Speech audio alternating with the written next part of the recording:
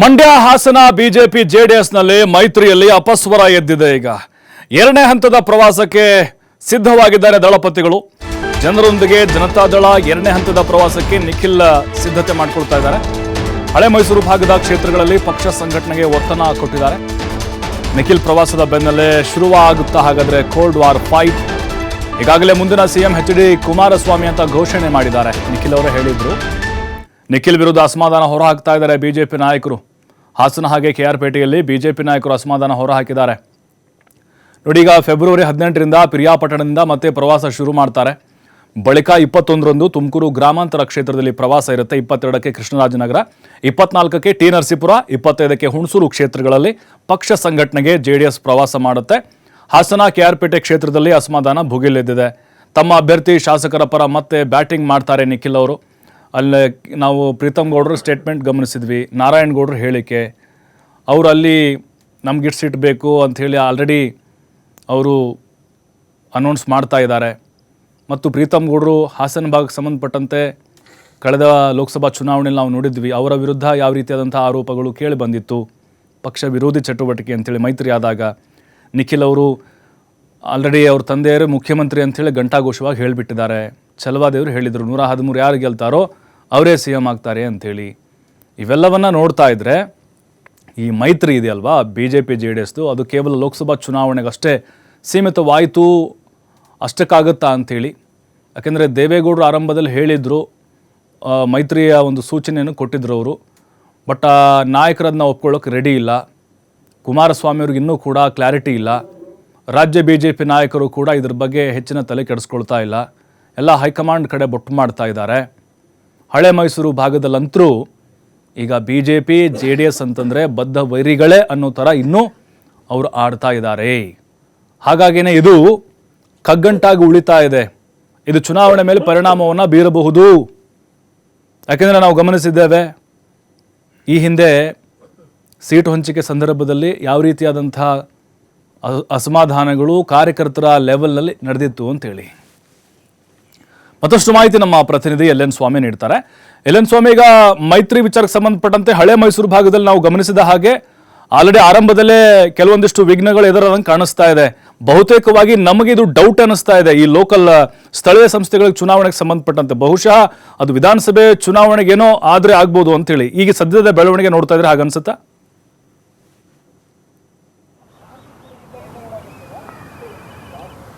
ಪ್ರಭು, ಸದ್ಯ ಬಿಜೆಪಿ ಹಾಗೂ ಜೆಡಿಎಸ್ ನಡುವೆ ಮೈತ್ರಿ ವಿಚಾರದಲ್ಲಿ ಒಂದಿಷ್ಟು ಗೊಂದಲ ಇದೆ. ಅಂದ್ರೆ ಸ್ಥಳೀಯ ಸಂಸ್ಥೆಗಳ ಒಂದು ಸೀಟು ಹಂಚಿಕೆ ಬಗ್ಗೆ ಇನ್ನೂ ಕೂಡ ಸ್ಪಷ್ಟನೆ ಸಿಕ್ಕಿಲ್ಲ. ಹಾಗೂ ಯಾವಾಗ ಮಾತುಕತೆ ಆಗುತ್ತೆ ಅನ್ನೋದು ಕೂಡ ಇನ್ನೂ ಒಂದು ಸ್ಪಷ್ಟನೆ ಸಿಕ್ಕದಲೇ ಇರುವಂಥದ್ದು.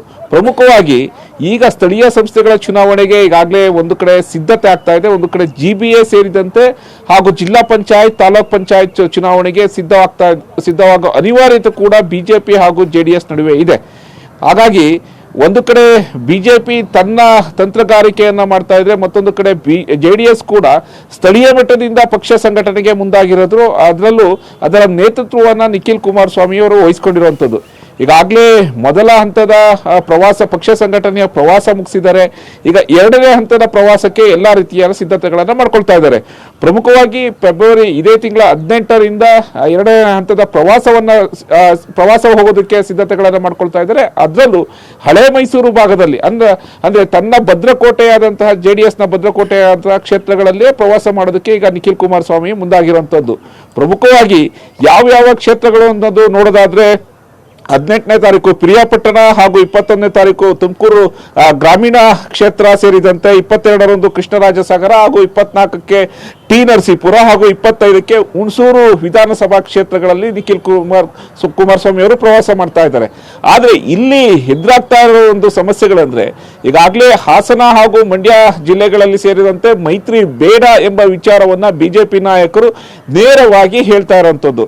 ಒಂದು ಕಡೆ ಹಾಸನದಲ್ಲಿ ಸಮಾವೇಶ ಮಾಡಿದ್ರು ಜೆಡಿಎಸ್ ನಾಯಕರು, ಬೃಹತ್ ಸಮಾವೇಶ ಮಾಡಿದ್ರು. ಆ ಬೃಹತ್ ಸಮಾವೇಶ ಮೂಲಕ ನಾವು ಶಕ್ತಿ ಪ್ರದರ್ಶನಕ್ಕೆ ಈಗ ಸಿದ್ಧರಾಗಿದ್ದೇವೆ, ಪಕ್ಷ ಸಂಘಟನೆ ಆಗ್ಬೇಕು, ಯಾಕೆಂದರೆ ಸ್ಥಳೀಯ ಸಂಸ್ಥೆಗಳ ಚುನಾವಣೆಯಲ್ಲಿ ಗೆದ್ದರೆ ವಿಧಾನಸಭಾ ಚುನಾವಣೆಗೆ ನಾವು ವೇದಿಕೆ ಸೃಷ್ಟಿ ಮಾಡಿದಂತೆ ಅಲ್ಲಿ ನಮ್ಮ ಶಕ್ತಿ ಪ್ರದರ್ಶನ ಮಾಡಬಹುದು. ಜೊತೆಗೆ ಯಾವ ಯಾವ ಕ್ಷೇತ್ರಗಳಲ್ಲಿ ಗೆಲ್ಲಬಹುದಾದಂಥ ಕ್ಷೇತ್ರಗಳಿಗೆ ಟಿಕೆಟ್ ತರುವ ಜವಾಬ್ದಾರಿ ನನ್ನದು ಎಂಬ ಸೂಚನೆಯನ್ನ ಈಗಾಗಲೇ ಕೇಂದ್ರ ಸಚಿವರು ಹಾಗೂ JDS ರಾಜ್ಯಾಧ್ಯಕ್ಷರಾದಂಥ ಕುಮಾರಸ್ವಾಮಿ ಅವರು ಕೊಟ್ಟಿರುವಂಥದ್ದು. ಈ ಹಿನ್ನೆಲೆಯಲ್ಲಿ ಈಗಾಗಲೇ ಹಾಸನದಲ್ಲಿ JDS ಶಾಸಕರು ಸ್ವರೂಪ್ ಪ್ರಕಾಶ್ ಗೆದ್ದಿದ್ದಾರೆ. ಜೊತೆಗೆ ಬಿಜೆಪಿಯಿಂದ ಪ್ರೀತಮ್ ಗೌಡ ಸೋತಿರುವಂಥದ್ದು. ಹಾಗಾಗಿ ಅಲ್ಲಿ ಅಭ್ಯರ್ಥಿಯ ಆಯ್ಕೆಯಲ್ಲಿ ಈಗಾಗಲೇ ಒಂದಿಷ್ಟು ಗೊಂದಲ ಹಾಗೂ ಹೇಳಿಕೆಗಳು, ಬಹಿರಂಗ ಹೇಳಿಕೆಗಳು ಕೊಡ್ತಾ ಇರುವಂಥದ್ದು. ಹೀಗಾಗಿ ಕಾರ್ಯಕರ್ತರು ಸೇರಿದಂತೆ ನಾಯಕರಲ್ಲಿ ಯಾವ ತೀರ್ಮಾನ ತೆಗೆದುಕೊಳ್ಬೇಕು ಅನ್ನೋದು ಕೂಡ ಇನ್ನೂ ಸ್ಪಷ್ಟನೆ ಸಿಕ್ಕಿಲ್ಲ. ಅದನ್ನು ಹೊರತುಪಡಿಸಿದ್ರೆ ಮಂಡ್ಯದಲ್ಲೂ ಕೂಡ ಕೇರ್ಪೇಟೆಗೆ ಸಂಬಂಧಪಟ್ಟಂತೆ ನಾರಾಯಣಗೌಡರು ಕೂಡ ತಮ್ಮದೇ ಆದ ತಗದಾಯನ್ನು ತೆಗೆದಿರುವಂಥದ್ದು. ಅಂದರೆ ನಿಖಿಲ್ ಕುಮಾರಸ್ವಾಮಿ ಹೋಗಿ ಅಲ್ಲಿ ತಮ್ಮ ಶಾಸಕರ ಪರ ಅಂತ ಮಂಜು ಪರ ಬ್ಯಾಟಿಂಗ್ ಮಾಡ್ತಾರೆ. ಹಾಗಾಗಿ ಅವರು ಬಂದು ಇಲ್ಲಿ ಅಭ್ಯರ್ಥಿಯನ್ನು ಘೋಷಣೆ ಮಾಡೋದಕ್ಕೆ ಅಥವಾ ಅಭ್ಯರ್ಥಿ ಪರ ಮಾತನಾಡೋಕ್ಕೆ ಅವ್ರು ಯಾರು ಎಂಬ ಪ್ರಶ್ನೆಯನ್ನು ಕೂಡ ನಾರಾಯಣಗೌಡರು ಮುಂದೆ ಇಟ್ಟಿರುವಂಥದ್ದು. ಇದನ್ನು ಹೊರತುಪಡಿಸಿದ್ರೆ ಈಗ ಯಾವ ಕ್ಷೇತ್ರಗಳಿಗೆ ಹೋದಂಥ ಸಂದರ್ಭದಲ್ಲಿ ಅಲ್ಲಿ JDS ಪಕ್ಷ ಸಂಘಟನೆ ಹಾಗೂ JDS ಅಭ್ಯರ್ಥಿಗಳು ಹಾಗೂ ನಾಯಕರ ಬಗ್ಗೆ ಮಾತನಾಡಬೇಕಾಗುತ್ತೆ. ಮಾತನಾಡಿದಂಥ ಸಂದರ್ಭದಲ್ಲಿ ಯಾವೆಲ್ಲ ಒಂದು ಸಮಸ್ಯೆಗಳು ಆ ತಲೆ ಬಿಸಿ ಆಗುತ್ತೆ, ಎದುರಾಗುತ್ತೆ ಅನ್ನೋದು ಕೂಡ ಈಗ ಚರ್ಚೆ ಆಗ್ತಾ ಇರುವಂಥದ್ದು. ಯಾಕೆಂದ್ರೆ ಮೈತ್ರಿ ಬಿಜೆಪಿ ಹಾಗೂ JDS ಮೈತ್ರಿಯಲ್ಲಿ ಸ್ಥಳೀಯ ಸಂಸ್ಥೆಗಳಿಗೆ ಯಾವ ರೀತಿ ಹೋಗಬೇಕು, ಸೀಟು ಹೊಂದಾಣಿಕೆ ಆಗುತ್ತಾ ಎಂಬ ಲೆಕ್ಕಾಚಾರಗಳು ಇನ್ನೂ ಕೂಡ ಸ್ಪಷ್ಟನೆ ಸಿಕ್ಕಿಲ್ಲ. ಈ ಹಿನ್ನೆಲೆಯಲ್ಲಿ ನಿಖಿಲ್ ಕುಮಾರಸ್ವಾಮಿ ಅವರ ಒಂದು ಪ್ರವಾಸ, 2ನೇ ಹಂತದ ಪ್ರವಾಸ ಸಾಕಷ್ಟು ಕುತೂಹಲ ಮೂಡಿಸ್ತಾ ಇದೆ. ಆ ಪ್ರವಾಸದ ಬಳಿಕ ಬಿಜೆಪಿ ನಾಯಕರು ಯಾವೆಲ್ಲ ಒಂದು ಹೇಳಿಕೆಗಳನ್ನ ಕೊಡ್ತಾರೆ, ಯಾವೆಲ್ಲ ಒಂದು ಸಂದೇಶವನ್ನ ಕೊಡ್ತಾರೆ ಅನ್ನೋದು ಕೂಡ ಕಾದು ನೋಡಬೇಕಾಗಿರುವಂತದ್ದು. ಪ್ರಭು, ಥ್ಯಾಂಕ್ ಯು ಸ್ವಾಮಿ ತಮ್ಮೆಲ್ಲ ಮಾಹಿತಿಗೆ.